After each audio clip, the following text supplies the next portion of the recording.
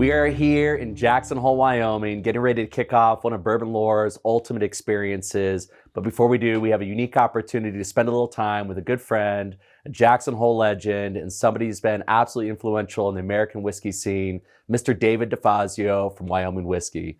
David, it's good to see you, brother. Good morning. Thanks for having us. Of course. Let's start with where are we at here today? This is the gear room. Gear room. This is the last 30 years of Jackson, Wyoming living, and surfboards and skis and fishing and... So you take these out on Jackson Lake? Yeah, right. big swells. Yeah. This is quite the setup. We came in here. I was like, all right, I like this, a bit of a man cave in here. Anything that stands out to you that's something favorite? Maybe this right behind you? My newest addition to the collection here, gifted to me by the Bourbon Lore team. As I've said before, if you appeal to my vanity, you'll win every time. So yeah, I'm just trying to figure out where to hang that. But no, all sorts of things that. What's with the record over there? So we sponsored the $1 Million Music Festival. Oh, awesome. And so as a result, they always give us something as an appreciation gift. And so the Cowboy Bar gave me that this last year for 5 years of sponsoring. That's really cool. Yeah. I love it. Well, thank you for having us. I really appreciate it. We've had a lot of fun over the last 2 years teaming up with you and creating some unique projects here in the Valley. One of the things that I know that, for myself, I find fascinating is there's this incredible story associated with Wyoming whiskey that I'd love to get into. But before we do that, I think a little context with who's David? I'm just kind of curious, how did you find your way to Jackson? Those skis right there, really. There's a saying, you come for the winter, you stay for the summer. Yeah. And I wanted to take a year off between college and law school. So I came out here. Actually, my friend Matson Rogers, who lives in Montana, I was either going to come to Jackson, I was going to go to Crested Butte, or to Squaw. And where were you based out of, or where were you living at this time? Albany, New York. Albany, New York. Yep. And so I just graduated from St. Lawrence University, and I drove out here. Well, Matson had said to me, hey, I hear you're looking to go skiing out west. We got an extra room at our house in Jackson. And I was like, done. Ends that conversation. So June 1 of 92, I pulled into Jackson with a buddy of mine, and I basically never left. Went back to law school for 3 years. I was a whitewater rafting guide, worked for David Tibbetts, who was, talk about a legend. The guy was, a mentor and a friend, and he passed away just over a year ago now. And on the whitewater rafting side? Yeah, he owned Jackson Hole Whitewater and then bought Barker Ewing. But he was an absolute, he did everything. He got me my first job, he got me my second job, and he got me my legal job with the Meads. Really? So, yeah, he was very instrumental in kind of helping me root here. So that was the beginning. And then I had taken the California bar exam, actually, and was planning to move to the San Francisco area. Okay. That would have been 96.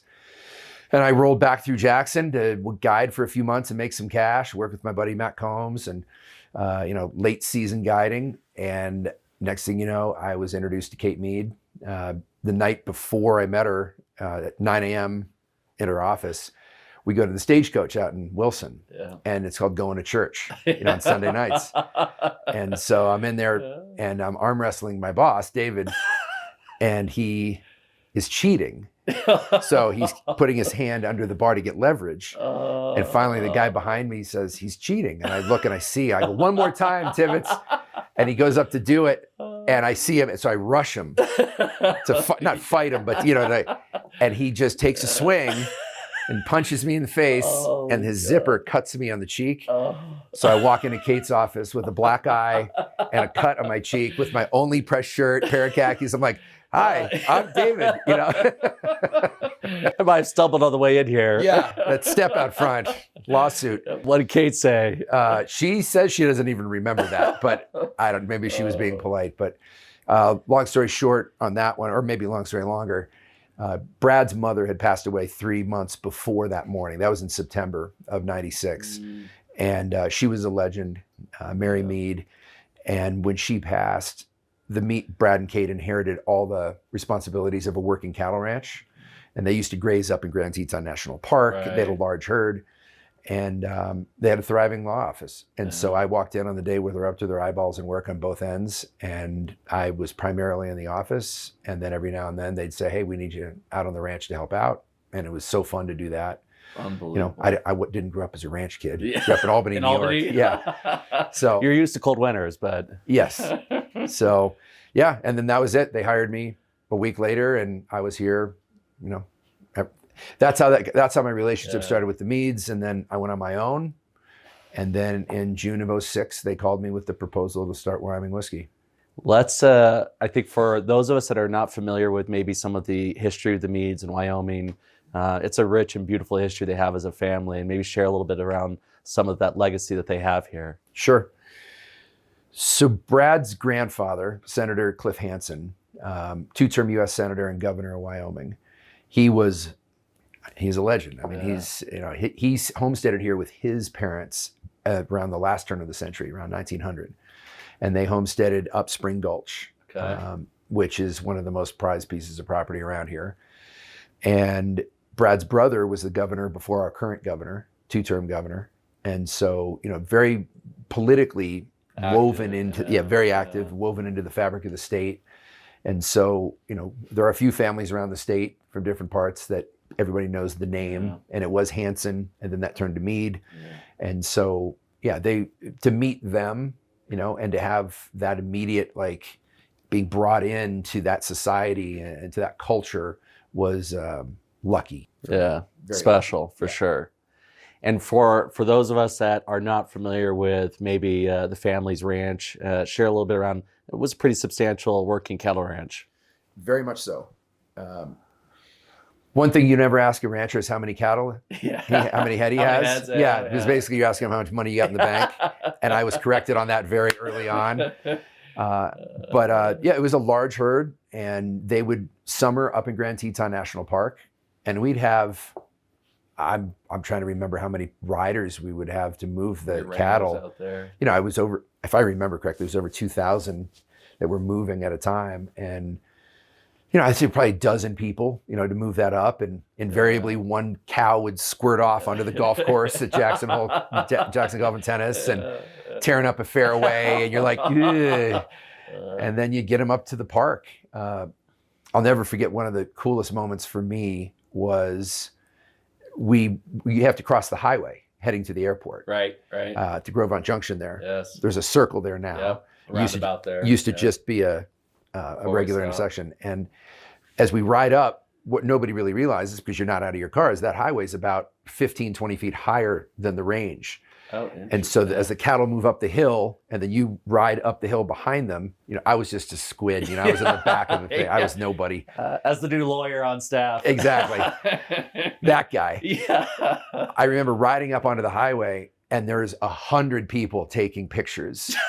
And Senator Hansen standing there with his bright orange vest, with a stop sign, very simple stop sign, just to stop everybody. And they're taking pictures, and I'm wearing a Yankees hat. Everyone else has cowboy hat on and cowboy boots, and I got sneakers and a Yankees hat. And I remember I'm looking at the cameras, I was probably like, hey, look at me. And Brad looks at me looking at them, and I look at Brad, and he goes, never again are you going to wear that hat. And he gave me no way, off of his grandfather's head. No. And said, this is the hat you wear forever. Oh my God. Whenever you move cattle. No freaking way. So, look how old that thing is. Look at the tape in there. So is this 97? That would have been somewhere in the 97, 8, 9 phase. So freaking cool. Yeah. That's some lore right there. That hat, the history behind that hat, I would love to know it. The history, the story, and then how cool is that to have it transition to you in that way, in that moment? Yeah. In a moment that you'll never forget, right? Never. Yeah. So take me through, obviously having the opportunity to be with the family, and then maybe bring us up to speed with what was happening within the family's kind of legacy and their history to where this gift and this idea of Wyoming whiskey came to life.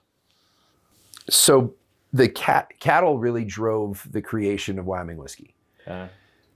In this area, there's a disease called brucellosis that is spread from elk to cattle. It can be spread. And if a cattle herd gets infected, one cow in a herd gets infected with brucellosis, you have to destroy the entire herd. And it could ruin a ranching family, right? Wow. That's, you get reimbursed. The state will give you money for all of that. But the genetics that went into the creation of that herd. There's reasons behind herds look the way they do, act the way they do. And so there was always that concern here. Yeah. And because there's, thousands of elk that come down every fall. So what happened was the Meads, there was two parts of the ranch, the north end and south end. The north end was called the Lower Barbie Sea. And the family, Brad has a brother and a sister, Matt and Muffy, and they all just collectively decided it was time to sell that off. It had tremendous value for residential, and they sold to Ross Perot Jr., to one of his companies. Okay.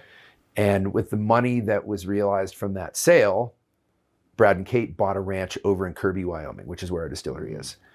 And after they got that operation set up, took a couple years probably, then Brad called me in June of 2006 and said, hey, we've got a proposal for you. Get over to the office.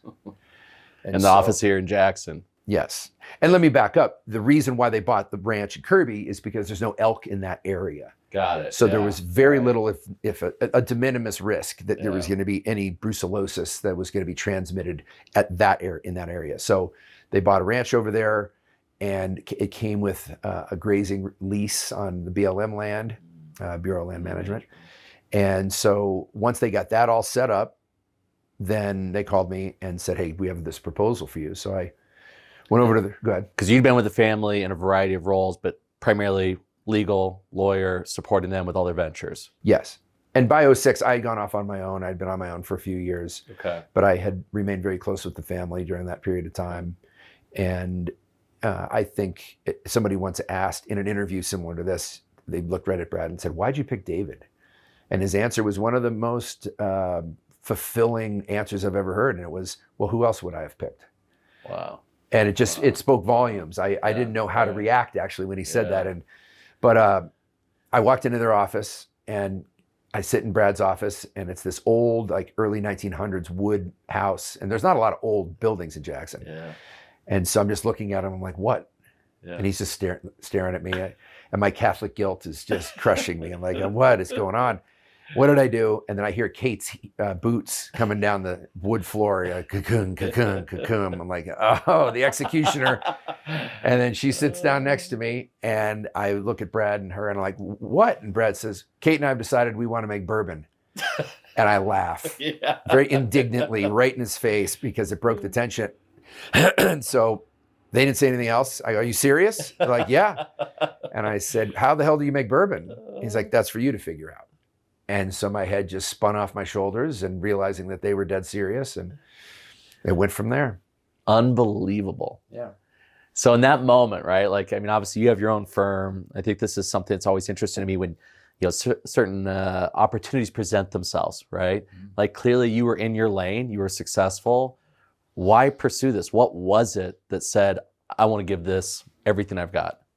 The challenge. The challenge. Straight up. I'm one of those people, I need a goal. Yeah. I need something to be working towards. And my law firm was doing great. I didn't need another job. I didn't need to change. But the opportunity to create something from the ground up was irresistible. And working with the Mead family was something that I really, welcomed. So it was that was it. It was the business, is the ability to create a business. And back then, in 2006, there was no craft spirits movement. Right. Yeah. No, especially in 2006. I mean, it was still before all of that. I'm curious on your end. So they had that conversation with you. Mm-hmm. Like what does the next steps of that conversation look like? I mean, did they share why they wanted to go into whiskey? Like, what was it that, resonated with them? I didn't really ask.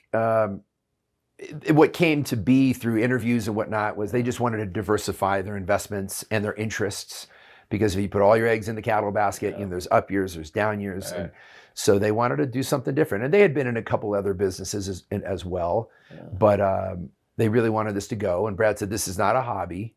I want you to look into this. And if it looks like it could make money, then let's do it. Yeah. If it doesn't, then we don't want to do it. Yeah. So I dug in, and the next thing you know, we were at the Kentucky Bourbon Festival. I did a bunch of, napkin analysis, of cost of goods. And we are lucky here in Jackson because there's a lot of influential folks, and we were able to meet some people in Kentucky that you might not gain access to that easily. Helped you open some doors. Yeah. Max Shapira was the first person we met with. Max. And I will never forget, after, he was very generous with his time, about 45 minutes he spent with us in the conference room there. Yeah. And his message was, don't do it. And Brad and I are like on the way. Again, I really respect the heck out of him. Largest family-run distillery. Heaven Hill is exceptional. That's why we wanted to have that conversation, because family-owned. And so we walked out, and I don't know if it was me or Brad that said, screw that guy. He thinks we're a threat.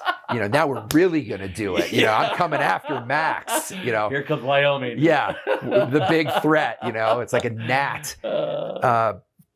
So we were not deterred. And Brad has said, you know, David, I should just have cut you a check for $1 million and said, let's not do this, you know, because this has become so expensive.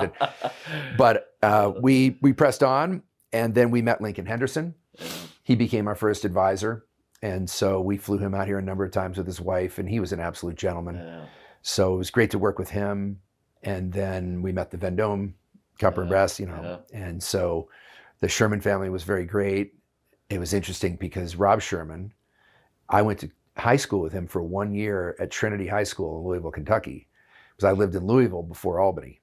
No way. And so he was a year older than me, and I never met him.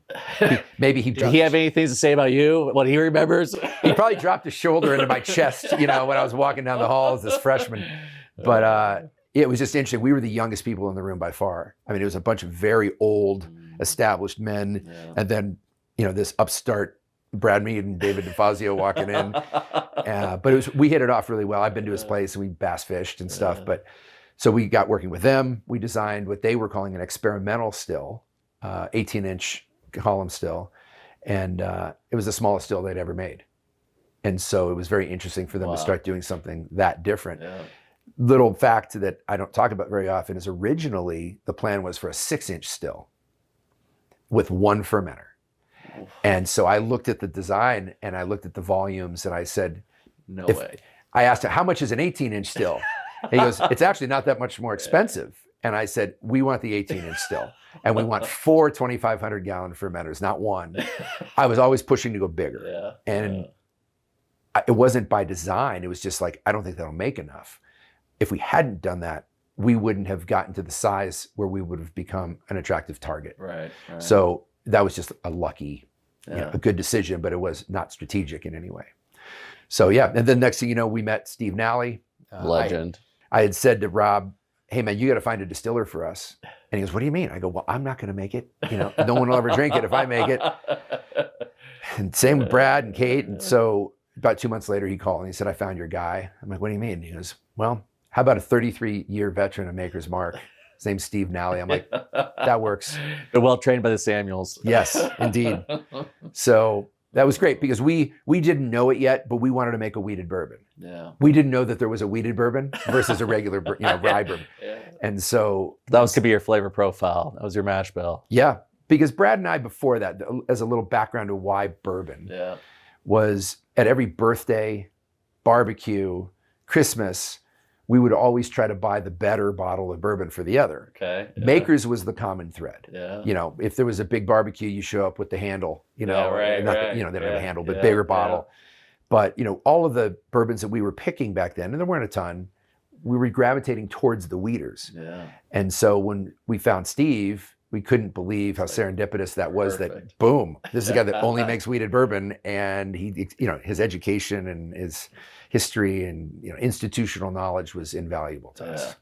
No, it's we were having a conversation with Nate Woodruff yesterday, and he and I were talking about some of the flagship families that have really been so influential in American whiskey and makers. And clearly the Samuels is one of them that we've all started with. So yeah, we sat down with him for about 2 hours one day, and I felt like I was in a graduate level business course. I mean, all of the knowledge. Was Bill Samuels? Or? Yeah.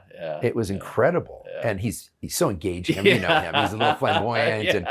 But it was really, we've had the opportunity to meet with some people and have access to people that at the time maybe it wasn't as popular, or they weren't as popular. It was just starting to come back.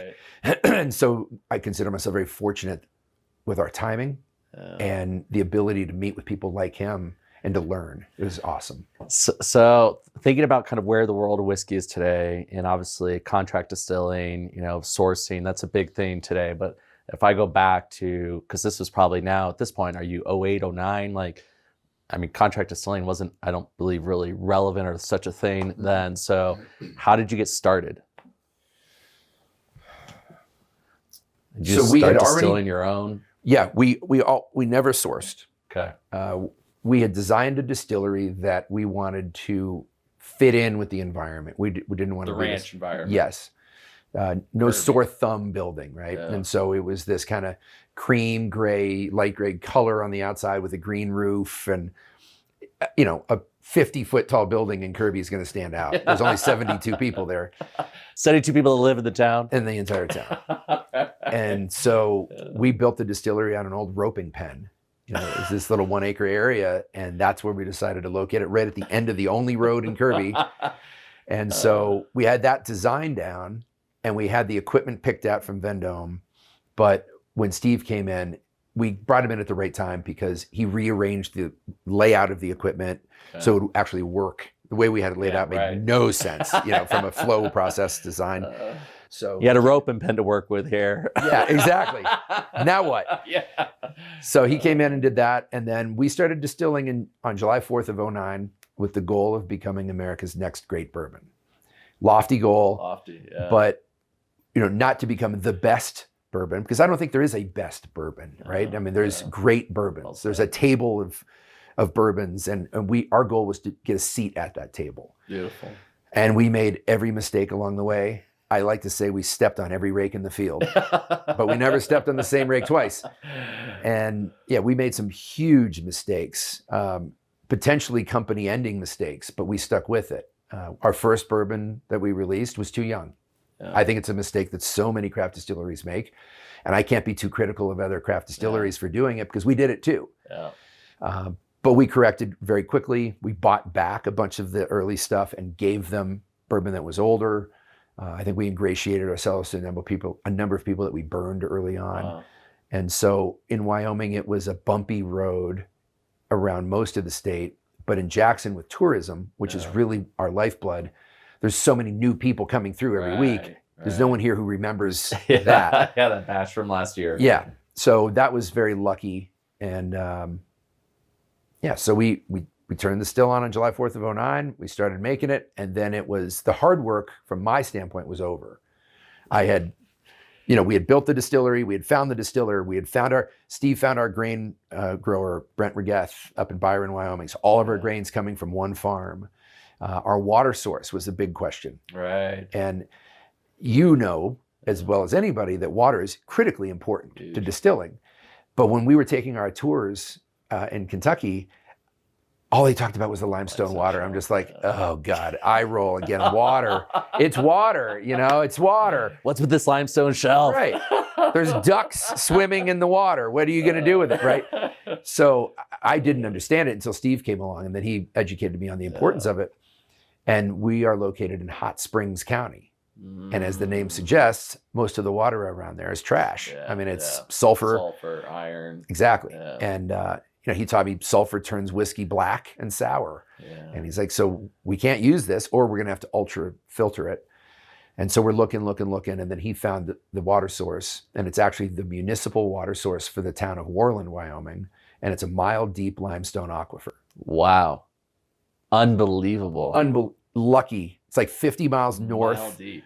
And so we bought a 5,000 gallon old milk truck, big tanker. Yeah. And Steve was driving it up twice a week and filling it up. And water's cheap, by the way. For 5,000 gallons, it was like $7. I mean, it was unbelievably cheap. And not in Arizona, but here. Right here. And you drive in the middle, it's very deserty up there. Yeah. And there's just this square block building with this thing comes off, and you pull underneath it, you put it down, press the button, and it takes about half an hour to fill it. And so that's how we got our water in the beginning. And then ultimately the water line made its way to Kirby, and now it comes right out of the tap. Unbelievable. So we got everything together. We now had it in the hands of a master. The yeast selection was a critical moment. Lincoln had given us 2 or 3 yeasts that he thought we should, consider. And Steve had a few that he had, brought along from Kentucky, and we didn't steal any from any distilleries, but he had some ideas. And we dug up an old moonshiner's still in Kelly, Wyoming, where we're going to be, and it had been used before the flood that happened. Oh yes, right in the Grove Hunt, and which so, rerouted the river and everything. Exactly. Yeah. So we dug this up, and it was a copper still about this big, looked like a little tiny bathtub. What? And at one end, it has the little thing with the curly Q coming off the top. Yeah. And so I brought that to Steve, and he patched it up, and he tested the yeasts. Oh my God. And I mean, this still was literally a moonshiner still, and who knows how old it was, sitting out there forever. Yep. Unfreaking believable. Yeah, it had been grown over with grass, and my buddy Jamie, the guy in that front page right there, his dad is a Scottish guy, and he had it in his backyard, and we said, can we use it? And he was tickled that he got to play a little small role in the development of Wyoming whiskey. Where is that moonshiner still now? We returned it to Callum Mackay. Okay. I don't know if he's used it. He said he wanted to try to make scotch, but if we ever get a bigger space on the town square here, I want to see if we could buy it from him and have it as a permanent That item. is freaking awesome. Yeah, no, that's a must. So share with us when you feel Wyoming whiskey finally started to have a relevant kind of base in whiskey. When was that moment? Like when you think back and go, this is when I knew that we were onto something. There are 2. Okay. Nancy Fraley became a critical, big role with us. So Steve left. He was with us for about 8 years. Okay. And then we needed someone who had that skill set, maybe not to make it, but to blend it and to select it and on the back end. Right. So Nancy came in, and she started much more, not to say anything negative about the way Steve was batching, but Makers rotates barrels. And we were rotating barrels. So that his goal was to make for lack of a better word, a homogeneous group of barrels in the warehouse, so you could just select 15 barrels, dump, bottle, cut bottle. Yeah. And Nancy came in and said, stop rotating. We want there to be vagaries. We want there to be hot barrels up top and cooler barrels down low, because that's when you come up with single barrels, and that's when you get these chocolate barrels, and that's how you get, all these different things. So she started batching it, and when we hit batch, I remember it being around batch 24. She looked at me and said, you now have a sipping bourbon. Before then, it wasn't great. It was good. Our first stuff was 3 years old. That was the bad stuff. Right. 4, that's when bourbon, I think, starts to come into its own. Yeah. And at 5, which is where all of our stuff is now and older, I think that's the sweet spot for us. 5 to 8 is somewhere in that zone for my particular palate. So I remember her looking at me in our bottling building and saying, now you have a sipping bourbon. Wow. And so that was a big moment for me. Okay, she wouldn't just give that away, right? She's not a person to tell you what you want to hear. But then in 2015, Lou Bryson in Whiskey Advocate published, and he named our barrel strength as one of the top 10 whiskeys in the world. And I remember getting the magazine, and I was like, and we didn't ask him. I was gonna say, did he give you an advance copy? Did you have any conversation that this was gonna be happening? No clue. You literally open it up. And there we are. Barrel 442, I'll never forget. 120 proof. Barrel 442 and 443 were side by side in the warehouse. And they were actually the results of a failed experiment of a different type, which I won't bore you with. But they go into the warehouse, and every other barrel around them was normal, but these 2 were like superior. And he gave us top 10 in the world. I called him, and I said, what the, where did this come from? And he's like, you earned it. He goes, that is outstanding bourbon. And so that's the moment where I was like, okay, we're capable of this. We can do great things. Exceptional. Yeah. What is Clay written about? 0. Yeah. Clay Rising. Somebody needs to ping this. I don't know what I did to him. I keep bugging him. You hear me. I zing him whenever I get a chance. He still hasn't written anything. Well, what I also find fascinating that some may not be aware of with Wyoming whiskey today is you have a pretty extraordinary lineup that I would say not only pays tribute to the expression that is in the glass, but also the place that you're in. And so part of what we love about Bourbon Lore is I love being able to go out and curate these experiences, right? To create these moments, to share some of the history, to dive into some of this kind of legacy that maybe sometimes gets lost in the marketing of today's environment or in social, and being able to kind of bring that to life. And so I think Wyoming Whiskey has really represented that in a way that, I mean, sincerely, David, I feel like, probably better than anyone else has that's out there. Thank you. So maybe share a little bit with us, that those that haven't kind of experienced Wyoming Whiskey and seen, kind of your vertical, so to speak, what are the kind of iterations of what Wyoming Whiskey represents today in the bottles that you release? I mean, it's the National Park Series, and you have some state-specific, releases. Sure. So if we go back to the actual bottle itself, we were a brand new company. Yeah. We had no history, but the Mead family did. Yeah. And so, and Wyoming itself was cool, is cool, right? Cool. That's why you're here. Yeah, that's why I'm here. Yeah. And so with our bottle, when you're aging whiskey, you got a lot of time to create a bottle. So we asked bartenders, we asked other folks in the industry, like at makers, what went into your thinking behind this? And, everything from Jack Daniel's is square, so it doesn't roll around in the back of a pickup truck, to bartenders saying, if your hand is wet, it might slide, right? And so we have a swelled shoulder on the bottle, things like that. So a lot of thought went into our bottle. But when it comes to the history and our connection to Wyoming, we wanted to emboss Wyoming in it, because as a fisherman, you find things in creeks. And I remember finding like an aspirin bottle when I was fishing, and I was like, that's old, but I know exactly what it is. And I was like, I want that to be on our bottle. It was originally going to be here, but it ended up going here. It just made more sense. So Wyoming Whiskey on the back. The Mead Ranch cattle brand is on the bottom. I never knew that. You didn't? No, that is so cool. Yeah. Yeah, that is freaking awesome. Yeah. So the double T is on the bottom, and then the top is somewhat like a pot still, has a little bit of a swell. Originally, it was set to be this tall. And I showed it to a bartender. They're like, no way, you can't grab it. You got to have something to grab onto. So right. we thought through all of that, and that's how we resulted in the bottle that we have. There were 5 different bottle designs that had been designed by our guy, and he this one we named the Cary Grant. The Cary Grant. Because it's strong yet elegant. Oh, I love it. So that's the history behind the bottle. But when it comes to the different iterations and what we do, I have to credit Edrington when they came in and became our partner in this, that they wanted us to up our philanthropy. Yeah. So we've done a couple of different things. We do a Wyoming only release every year. That is kind of my pet project. Yeah. We just released Buffalo Bill Cody, which I consider to be the best thing that we've released in probably 3 years. And an $80 bottle, it's not this super expensive thing. It's very attainable. And to me, I could drink that.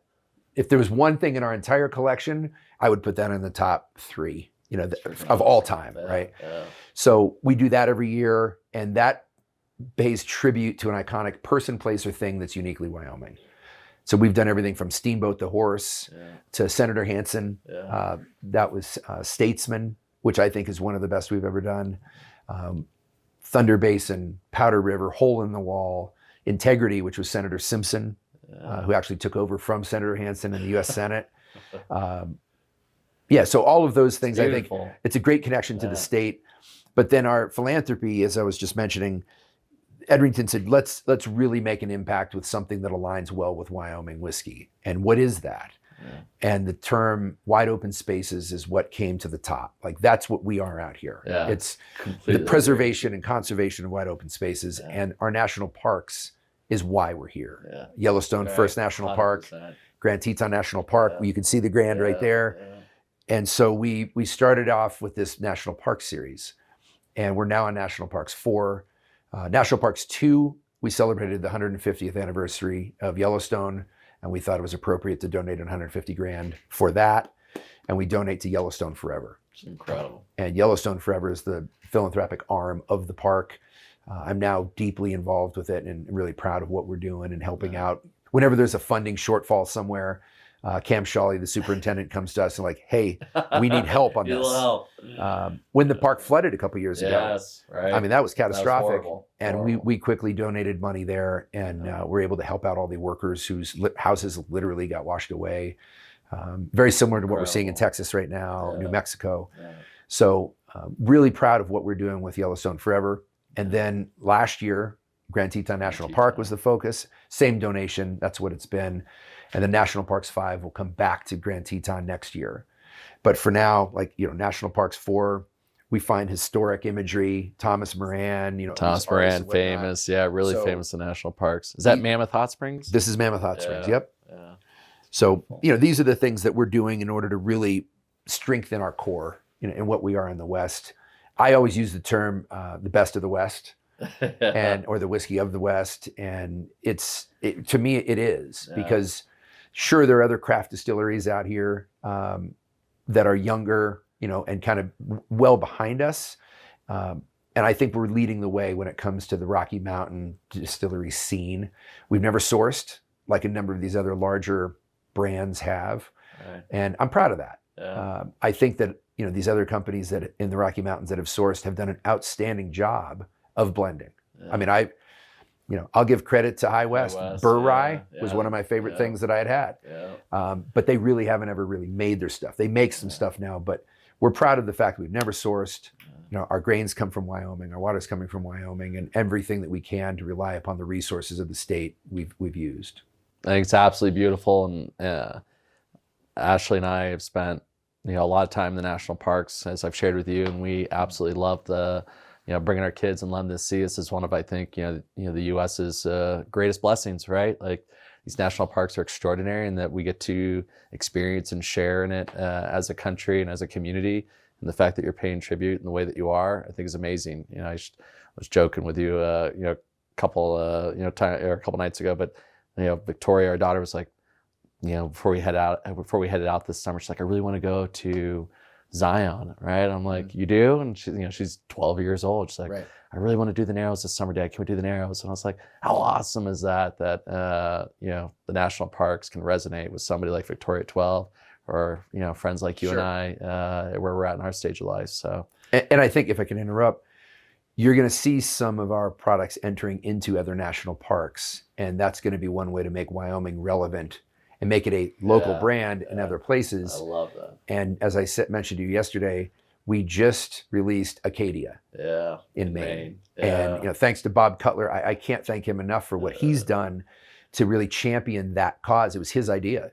Like, why don't you do an Acadia? He's been out here. Yeah. He launched Wyoming Whiskey in Maine. And for a while, we were selling more Wyoming Whiskey in Maine than Massachusetts. And I'm like, that's crazy. Yeah. And it's because of this force of nature that is Bob Cutler. That is awesome. And so that just launched. Yeah. I have 100% faith in the fact that is going to go. Beautiful. And then the next is going to be the Smoky Mountains. So that's going to come this Yes. fall. Oh, And then from there, maybe you'll see a Zion. Maybe you'll see a Yosemite. Maybe, Grand Canyon. Yes. I've heard you. Let's tell Edrington, Bourbon Lore, Grand Canyon, Wyoming Whiskey. I have a grand vision there. Okay. As somebody who's had this incredible journey, with the Mead family, with Wyoming Whiskey, I'm kind of curious, like, what would you want to share with somebody that hasn't, experienced Wyoming Whiskey yet? What does Wyoming Whiskey mean to you? Wow, that's a great question.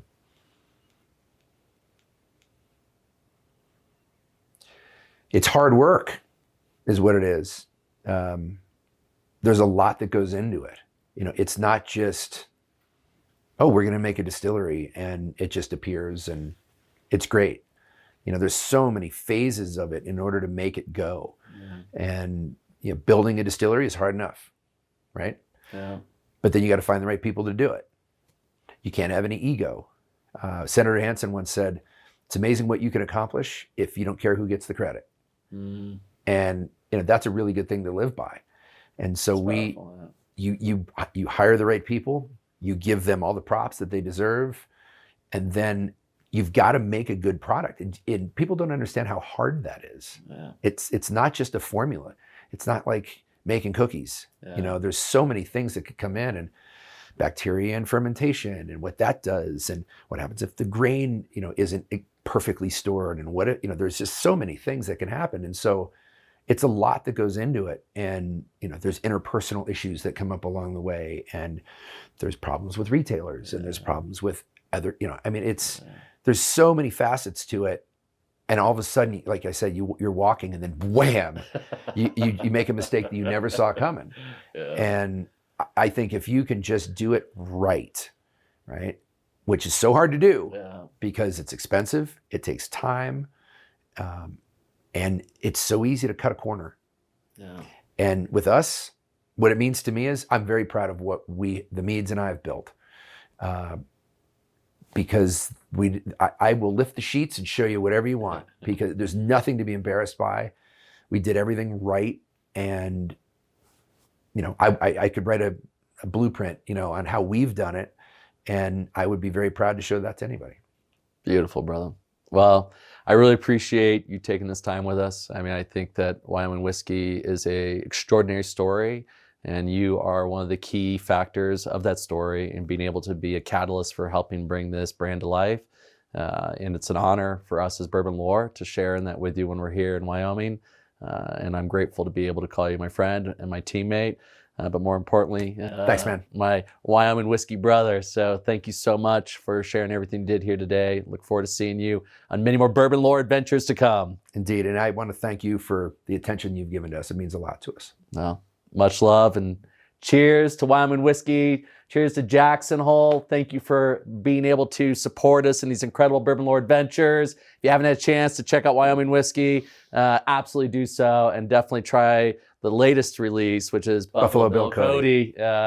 So cheers from Bourbon Lore here in Jackson Hole. Thank you, David DeFazio, Mr. Co-founder and president, and now global ambassador of the Wyoming Whiskey family.